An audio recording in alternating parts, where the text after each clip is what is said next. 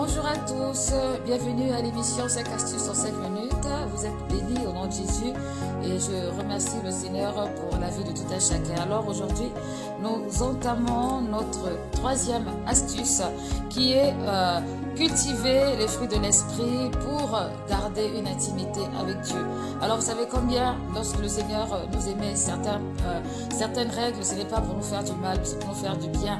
Et d'ailleurs lorsqu'on les observe, nous avons une bonne relation avec les gens qui nous entourent.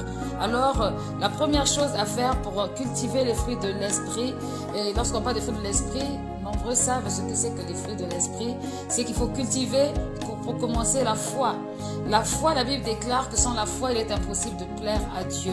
Alors, puisque Dieu aime la foi, nous devons cultiver notre foi par les différentes situations que nous traversons, même lorsqu'on trouve que c'est difficile. Nous devons apprendre à manifester la foi parce que la foi démontre que nous avons confiance en Dieu. Et dans une relation, la base, c'est d'abord la dimension de la confiance. Donc, il faut cultiver la foi qui est une vertu, qui est un fruit de l'esprit et qui permet de nous rendre encore plus intimes à Dieu. La deuxième chose, c'est cultiver la joie. La parole de Dieu déclare d'être toujours joyeux, quel que soit ce qui se passe. Alors c'est vrai que j'imagine ça doit être quelque chose de difficile à exécuter, surtout lorsqu'on est dans des épreuves, des moments difficiles. On a tous sauf envie d'être en joie. Mais vous savez, le Seigneur désire que notre joie soit une joie qui soit parfaite. Alors, cette joie parfaite ne dépend pas des circonstances, mais ça dépend du fait que nous soyons en harmonie, que nous soyons rapprochés de Dieu. Alors, si on veut garder notre intimité avec Dieu, c'est important que nous ayons la joie à chaque instant. La troisième chose, c'est de cultiver la paix. Parce que la Bible déclare de rechercher la paix et la sanctification sur laquelle nous le verra le Seigneur, selon Hébreux 12 au verset 14. Chaque fois que nous sommes en paix avec les frères, avec les sœurs, en paix avec les autorités, chaque fois que nous sommes en paix, nous permettons aussi à Dieu de manifester sa puissance et sa présence dans une relation parfois difficile. Nous devons avoir ce désir ardent de cultiver la paix, ce désir ardent de cultiver tout ce qui est important, nécessaire pour ne pas être en conflit avec les gens en général. Bon, malheureusement, ça ne dépend pas que de nous, ça dépend aussi parfois des autres, mais autant que ça dépend de nous, la Bible déclare « Sois en paix avec tous » afin de pouvoir voir Dieu agir. Donc, pour cultiver l'intimité avec Dieu, on doit cultiver aussi la paix.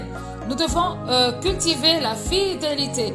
La fidélité qui est quelque chose de très important pour le Seigneur, parce que la Bible déclare que quand même nous sommes infidèles, lui reste fidèle parce qu'il ne peut se mentir à lui-même.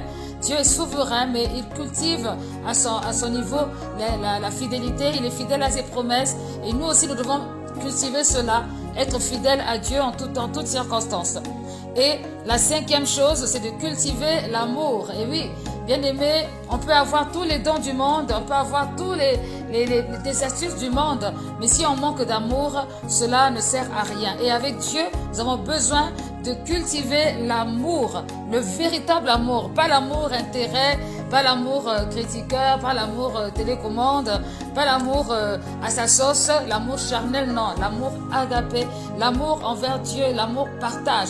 Et oui, Dieu aussi a besoin de se sentir aimé par nous parce qu'il nous a créés pour avoir une relation avec nous. Donc, si on veut être intime avec Dieu, il faut éviter d'appeler Dieu seulement quand on a besoin de quelque chose. Seigneur, j'ai besoin, Seigneur, j'ai besoin. Mais Dieu a besoin d'être aimé. Jésus a dit, vous êtes mes amis si vous faites ce que je vous commande. Et l'amour se trouve dans le fait que nous obéissons à la volonté de Dieu, à la parole de Dieu.